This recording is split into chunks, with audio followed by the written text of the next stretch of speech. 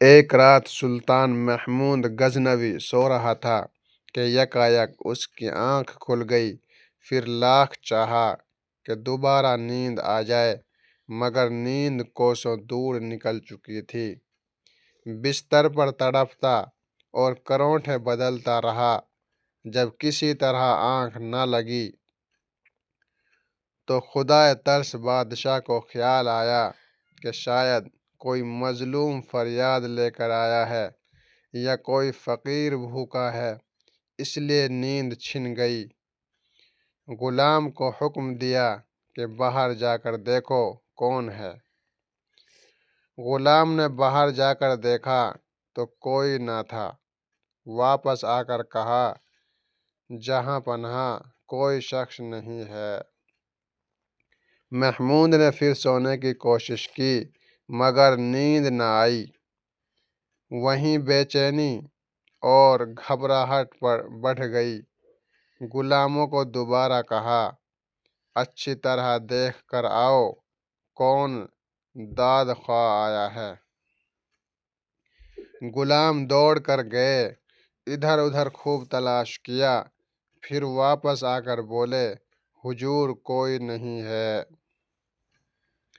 سلطان کو شبہ ہوا کہ شاید غلام تلاش کرنے سے جی چراتے ہیں۔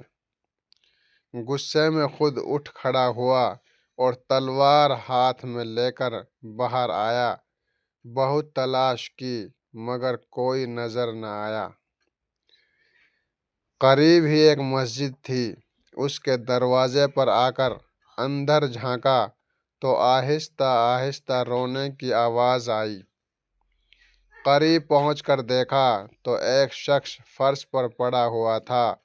اس کا منہ زمین سے لگا ہوا تھا، آنکھوں سے آنسو جاری تھے، آہیں بھر رہا تھا اور چپکے چپکے کہہ رہا تھا، سلطان کا دروازہ بند ہے تو کیا سبحان کا دروازہ تو کھلا ہے؟ اگر محمود ولی سو رہا ہے تو حرج نہیں، معبود ازلی تو جاگ رہا ہے۔ یہ سن کر سلطان اس کے قریب پہنچا اور بولا، محمود کی شکایت کیوں کرتا ہے؟ وہ تو ساری رات تیری تلاش میں بے چین ہے، بتا تکلیف کیا ہے، کس نے ستایا ہے؟ وہ شخص اٹھ کھڑا ہوا اور پھوٹ پھوٹ کر رونے لگا، حضور ایک درباری کے ہاتھوں ستایا ہوا ہوں، مگر اس کا نام نہیں جانتا۔ اس نے میری عزت خاک میں ملا دی۔ آدھی رات کو مستی کے عالم میں میرے گھر آتا ہے اور میری شریک زندگی کی عصمت کو داغدار کرنے کی کوشش کرتا ہے۔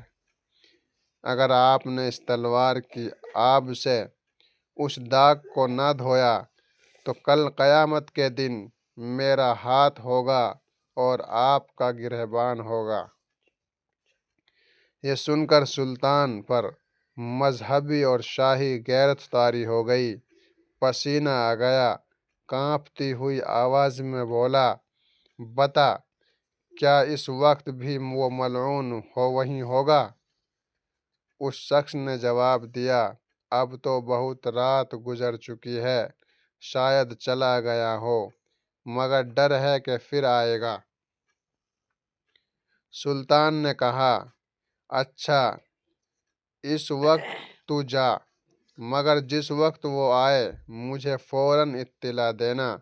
وہ شخص دعا دے کر چلا ہی تھا کہ سلطان نے اسے پھر بلایا اور پہرے داروں سے کہا، دیکھو یہ جس وقت بھی آئے، چاہے میں سو رہا ہوں یا جاگ رہا، فوراً میرے پاس پہنچا دینا۔ اگلی رات وہ شخص شاہی محل کے دروازے پر پہنچا۔ پہرے داروں نے اسے دیکھتے ہی سلطان تک پہنچا دیا۔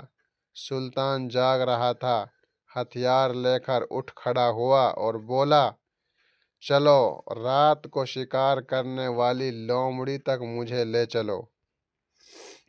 وہ شخص آگے آگے، سلطان پیچھے پیچھے۔ گھر پہنچ کر اس نے وہ جگہ بتائی جہاں وہ ظالم شخص خزانے کا سانپ بن کر سو رہا تھا۔ سلطان نے تلوار کا ایسا بھرپور وار کیا کہ پورا فرش انصاف کے خون سے سرخ ہو گیا۔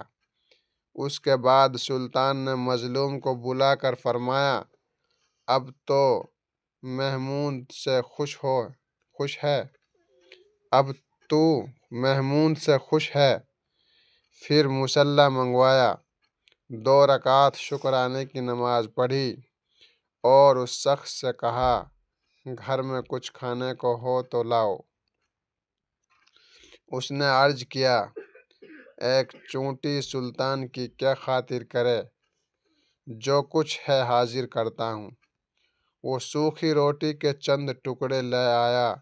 سلطان نے رغبت سے کھائی اور فرمایا، معاف کرنا، میں نے تمہیں کھانے کی تکلیف دی، لیکن سنو، جس روز تم ملے تھے میں نے قسم کھائی تھی کہ جب تک یہ اس خبیث کے سر کو اس کے سانے سے جدا کر کے تمہارے گھر کو پاک نہ کر دوں گا، رزق کو اپنے اوپر حرام رکھوں گا۔